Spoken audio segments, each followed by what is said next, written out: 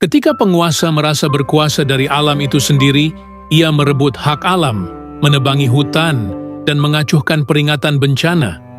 Tapi malam ketika bukit runtuh, barulah ia tahu, tidak ada benteng setinggi apapun yang mampu menahan balasan atas kezalimannya.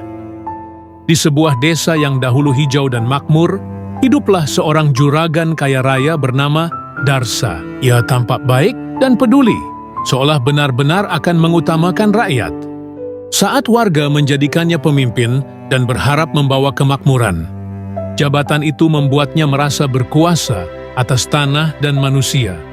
Pada awal masa jabatannya, warga masih berharap Darsa membawa perubahan baik. Namun perlahan, ia mulai merebut lahan-lahan kecil milik warga.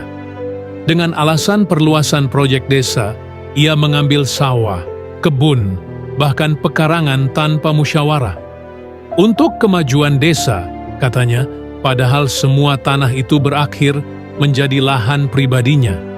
Tak hanya itu, pohon-pohon yang ditanam masyarakat bertahun-tahun ditebang habis. Bukit yang dulunya menjadi pelindung desa digundulinya demi mengambil kayu secara besar-besaran.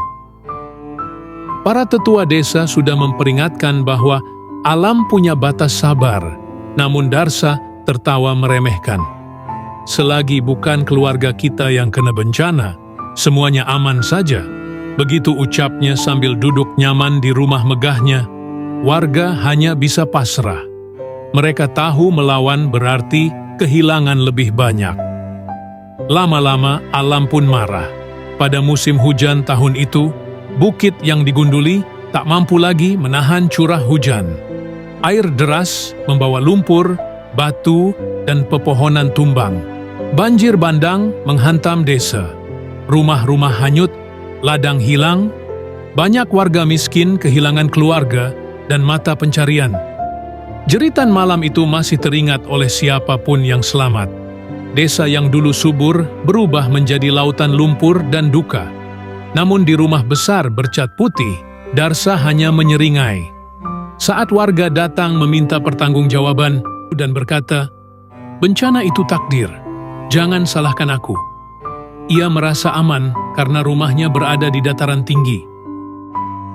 Tahun berlalu, Darsa menua. Tubuhnya mulai rapuh, tapi hatinya tetap keras. Satu persatu keluarganya pergi merantau, dan tak ada yang peduli padanya. Rumah besar yang dulu berdiri kokoh kini sudah tiada lagi. Habis untuk biaya berobat karena kini ia sakit-sakitan. Hingga suatu malam, hujan besar datang lagi.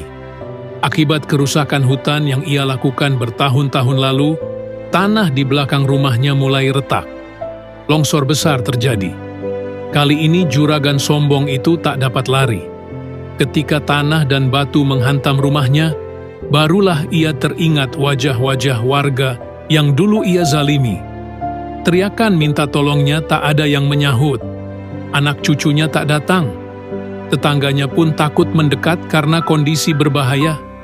Darsa yang dulu berkata, "Selagi bukan keluarga kita yang kena bencana, semuanya aman saja," kini merasakan betapa pedih kehilangan dan ketidakberdayaan. Ia ingin meminta maaf kepada seluruh warga desa, tapi semuanya sudah terlambat. Orang-orang berkata bahwa karma tak pernah salah alamat. Balasan dunia sudah ia terima, kehilangan keluarga, kesepian, dan kematian yang menyedihkan. Namun balasan di akhirat jauh lebih berat bagi mereka yang menindas dan merampas hak orang lain. Cerita Darsa menjadi pelajaran bagi seluruh desa, bahwa jabatan bukan untuk menindas, kekuasaan bukan untuk merusak, dan alam bukan untuk dieksploitasi tanpa batas. Siapapun yang berbuat zalim, cepat atau lambat, akan kembali merasakan apa yang ia tanam. Karena keadilan Tuhan tidak pernah tertukar.